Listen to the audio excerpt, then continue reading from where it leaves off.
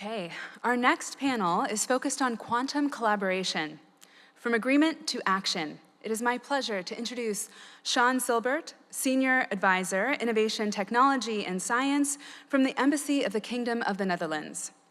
Mr. Jarmo Sareva, Consul-General, Consulate-General of Finland in New York. Ms. Ditte Bjerregaard, Deputy Tech Ambassador, Embassy of Denmark. Mr. Faiyaz Amin, Quantum Readiness and Adoption Policy at the UK Office of Quantum. And Dr. Ona Ambrozaite, US East Coast Director, UK Science and Technology Network at the British Consulate in Boston.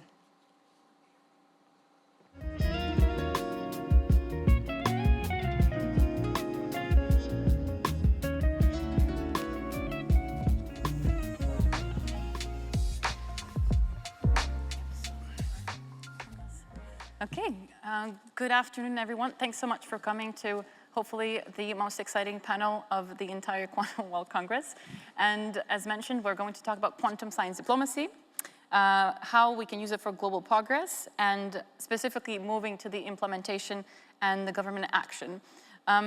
Briefly, I'm Ona Ambrozaite. I'm the director for the US East Coast for the UK Science and Technology Network, and I focus on quite literally deploying science diplomacy around the world between the UK and the US.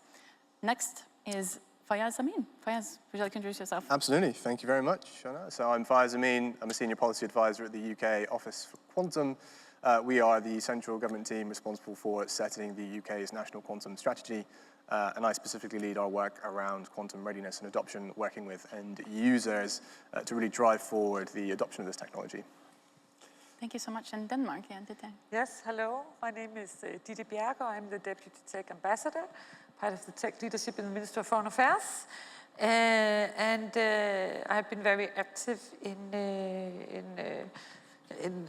establishing the strategy actually on the international aspects. Our strategy from 23, where we have a very strong international chapter and have established a quantum diplomacy, I would almost say, which we can, of course, elaborate a little bit on later on. Yeah, thanks so much. Yeah, we'll touch on that right after the introductions.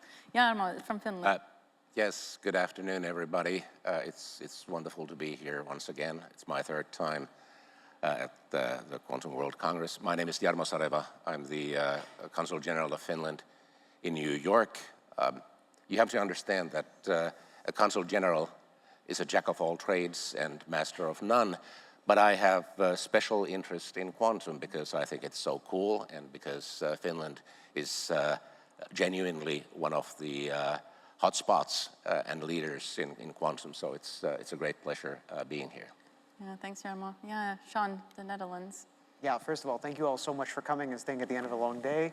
My name is Sean Silbert. I am part of the innovation team at the Embassy of the Kingdom of the Netherlands here in Washington. I cover everything regarding what we call the future of compute, or deep tech, which would include quantum, but also semiconductors, integrated photonics, and somewhat AI. Okay.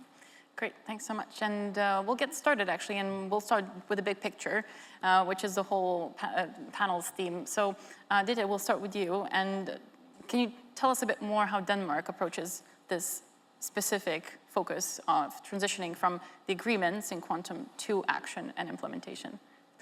Absolutely. First, maybe to state that what is our starting point is our kind of strong scientific basis and legacy, which really in 2023 made us see that, you know, this is not only science anymore. This is also a strategic technology that will form our future and really engaging in developing a strategy.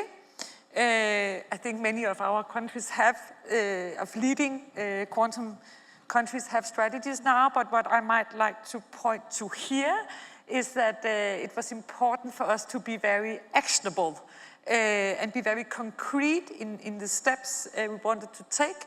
We sat down all ministries involved from defense, foreign affairs, science, business, and defined very actionable things that we needed to do during this strategy. So just in my ministry, in my team, we kind of decided this is really an opportunity now to form a dedicated quantum diplomacy where we really engage in using the whole diplomatic toolbox, and we now have a team, 4 diplomats working full-time. We have a scientist on quantum in our team, so we work with bilateral agreements, US the first, UK, Japan. We work very much with the EU in multilateral forums where the US actually have been leading in shaping some of these formats. We work with NATO, have been very active in creating an industry network, so very concrete deliverables. The Nordics have been an important priority. So this is just what we have done in our team, really creating a team and then deliver. On the commercialization, maybe just a few points that has been important to us. Of course, the science, long-term funding, very international oriented. On the commercialization, we are establishing a new specific fund for quantum. It will be announced very soon. We have established a quantum house for industry, for scientists to come and engage with our ecosystem. We have made a summer school with international PhDs, 70 this summer from 19 countries. So really trying to be very specific in what we have to deliver. And now we'll have to evaluate. So this has been an important start. Looking forward, there might be other priorities. I think the theme from this conference has been very much commercialization, industrialization. We also try to address that, but maybe we need to even think in new activities and funding structures going forward. But this is really some of the ideas of how to translate strategy to action. Lovely. Thanks so much for that. And we from the UK side also can chime in later about the talents, and that's also always, at the top of everyone's minds. Then we move on to Jarmo. Also, keeping in mind that implementation is at the core of what we want to talk about, the Finland's quantum computing infrastructure initiative. Can you tell us more about how that was brought to action, how maybe it was sort of progress, and how does that relate to what you're trying to do internationally? Finland's quantum infrastructure is basically about providing a platform combining quantum computing and high-performance computing. In both areas, we are very, very strong. So that's basically a national enterprise, national undertaking. And let me actually follow up on what Ditte said about international cooperation. Firstly, I think this panel, as last year, this year it's especially important because quantum is booming, and it means that there's an increasing focus on what I would call quantum diplomacy. And there's a very difficult balance that we need to strike today between collaboration and a more transactional world that we are living in. And this what this really means is that at the global or universal level, quantum diplomacy is going to be extremely difficult. And the same goes for other areas where technology more and more determines national interest. So where does this leave us? It leaves us with like-minded cooperation, regional one, and of course in the case of Nordics, these two very much overlap. The Nordics are a community of values and interests. And today, when all 5 Nordic countries are members of NATO, this is more so than ever before. There's also bilateral cooperation. So, as Finland, we see Nordic, EU level, and broader like-minded cooperation as being really important.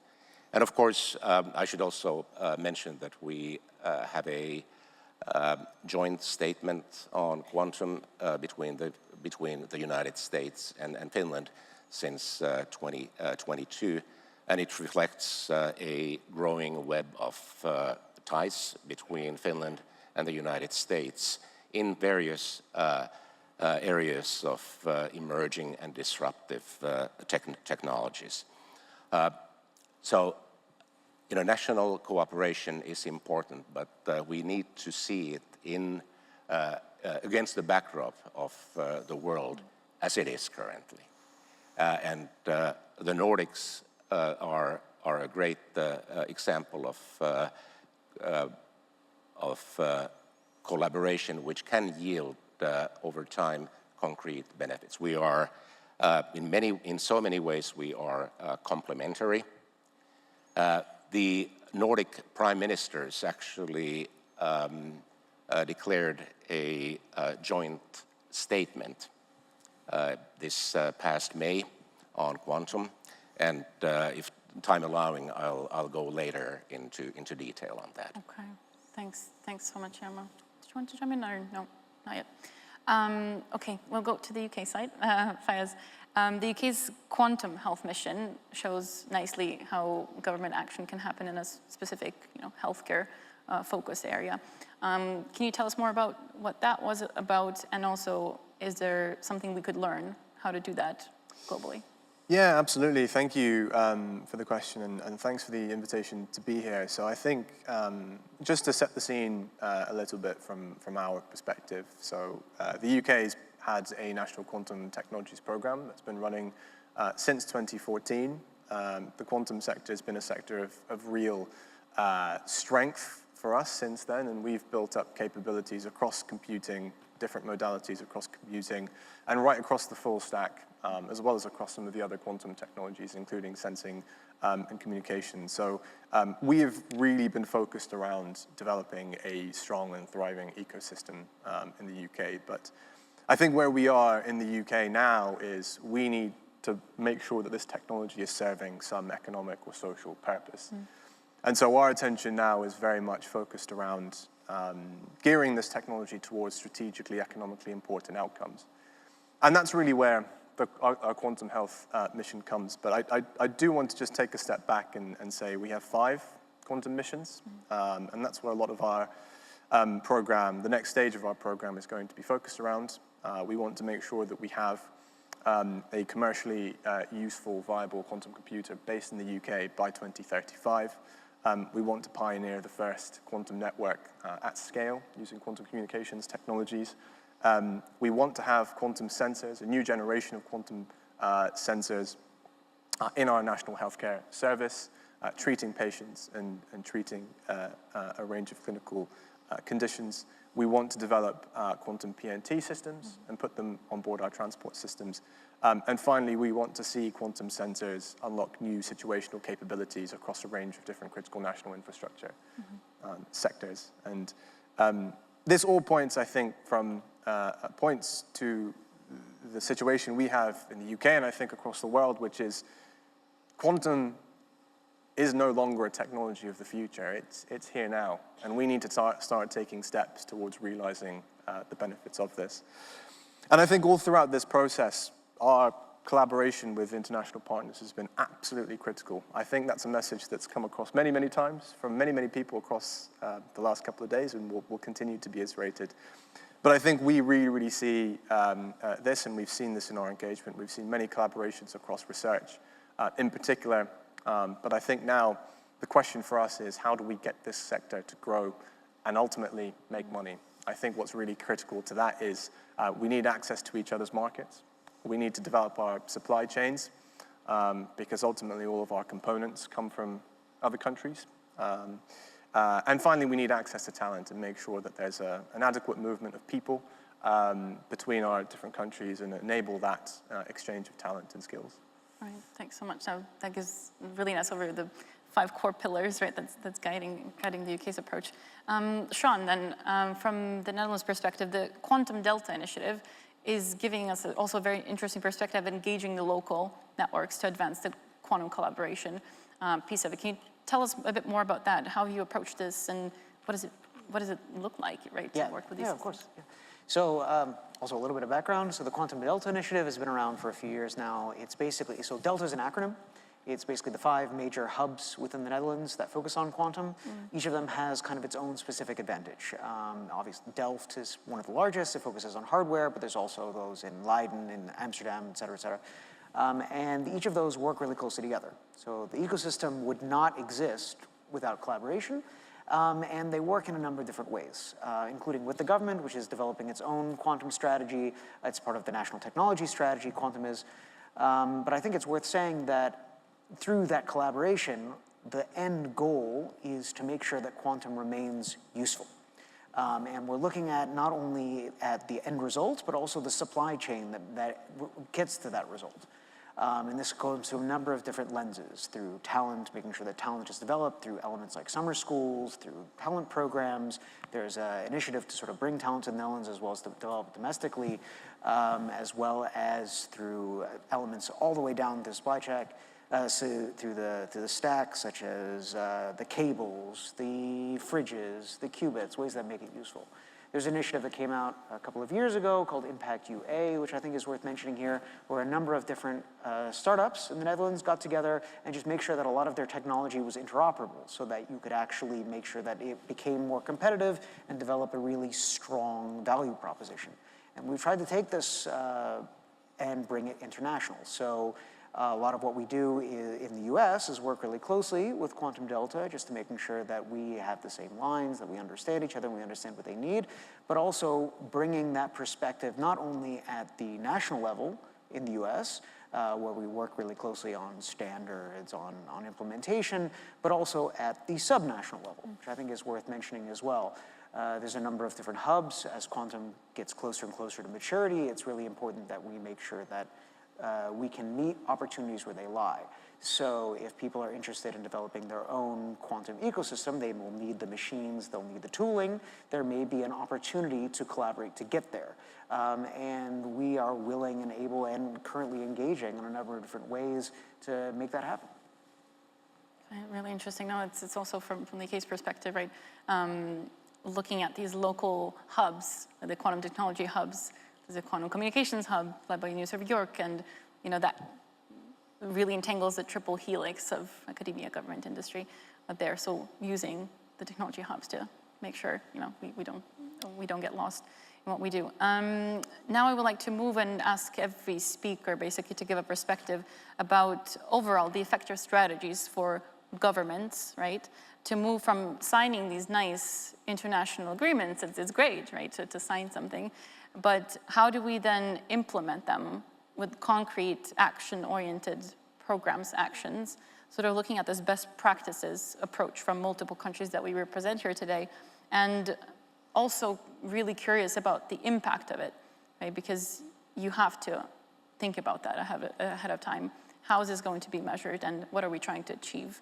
So Faiyaz, I'll start with you. Absolutely, yeah. So I think, as I said before, I think for us the key priority is making sure that we're focused on outcomes. And the missions-based approach has really been central to our philosophy when it comes to the quantum strategy, but also increasing with our new government, to our new government's policy and our philosophy. So I think one of the most effective things that we can do as an international community is really start coalescing around some high-impact, high-priority use cases. Now, in the UK, I think on the computing side, there are 5 sort of key sectors that we're really, really keen to explore, and really, really keen to explore international collaboration with. That includes areas in health, and in particular, some of the applications we see for quantum computing for things like drug discovery, health service optimization, machine learning, assisted diagnostics, the energy sector, the financial services sector, defense, and also transport. But we also see some really high priority areas for quantum sensing in healthcare, PNT, critical national infrastructure sectors, as I mentioned before. I think coalescing around some really high impact use cases will be incredibly important.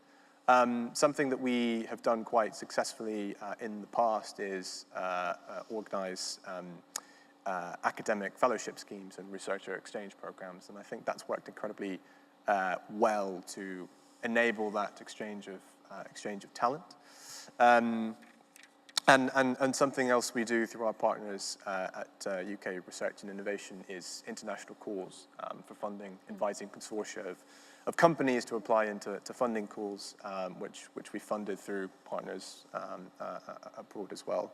I think those are just some of the examples, but I think you're absolutely right. We really need to now move forward and work out ways that we can enable that exchange of people, exchange of companies, and really enable that access to each other's markets. Right. Thanks so much, Faiyaz.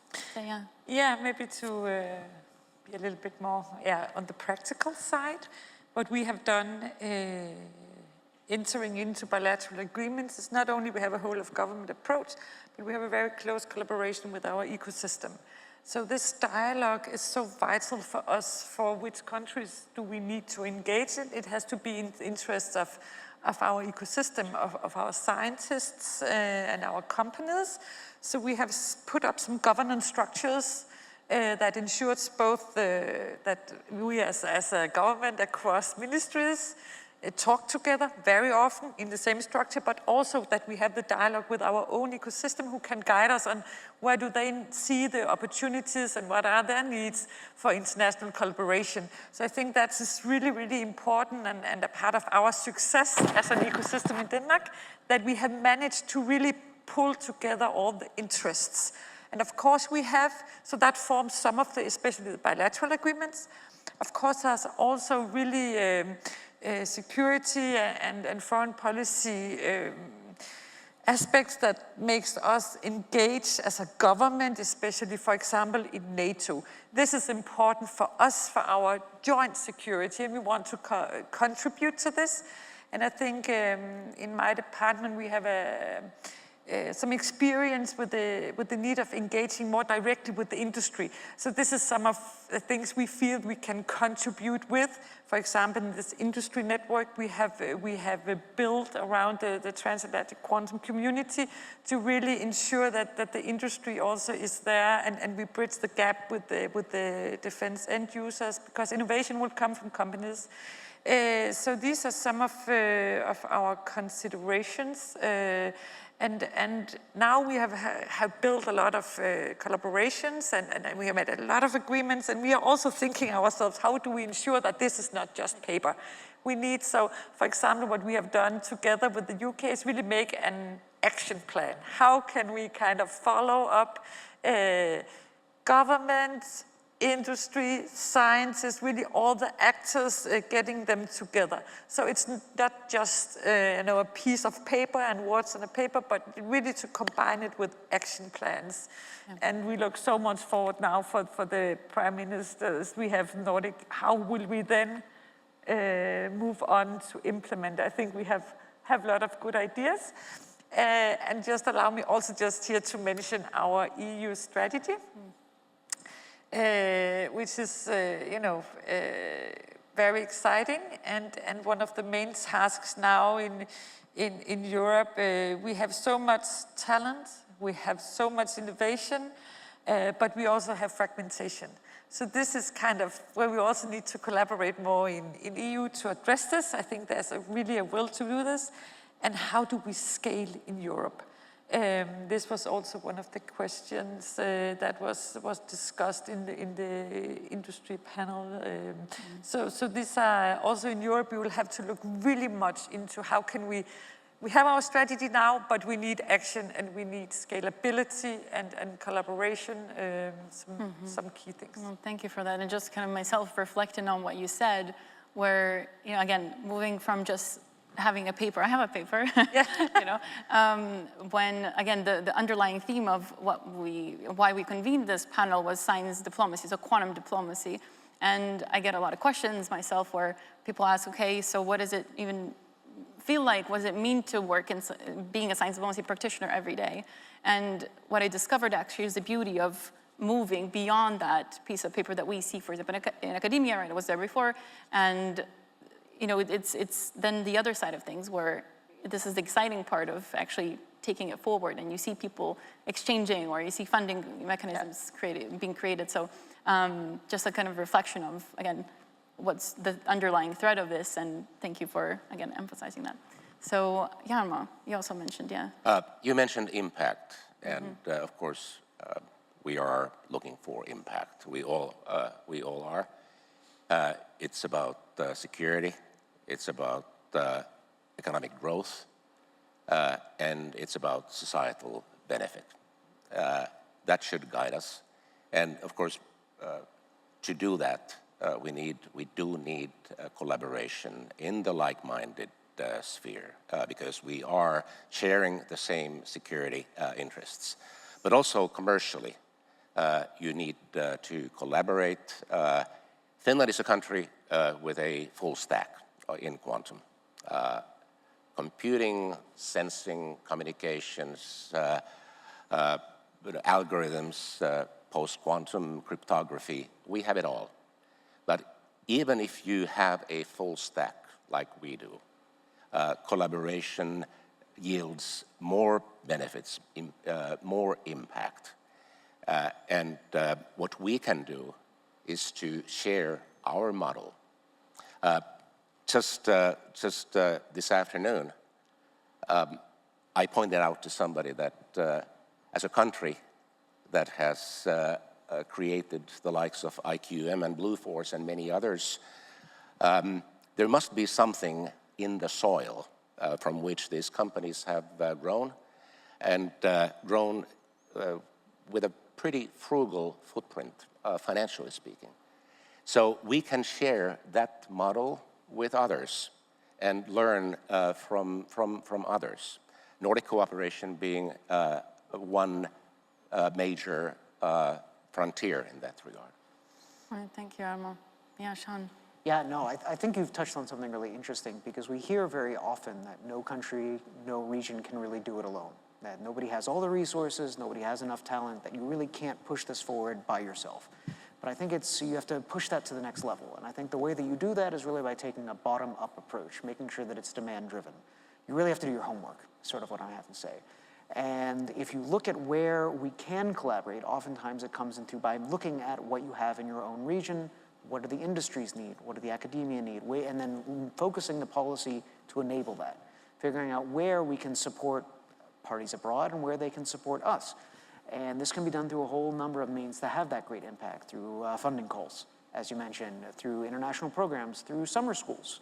And there's a number of different opportunities to really making sure that you can meet the need to have that end result that you want. One thing which we're really looking at quite often is how can we support not only business development, but also really targeted business development. Where can we integrate ourselves into these growing ecosystems so that we can share knowledge and then create that sort of percolating element that allows us to realize that promise of quantum that we want to achieve. Thanks so much. Any last comments? I know we're running out of time, but no one else wants to say anything. Then I would like everyone to clap for our panelists. Thanks so much for doing this, and we look forward to more quantum science diplomacy. Yep, thanks.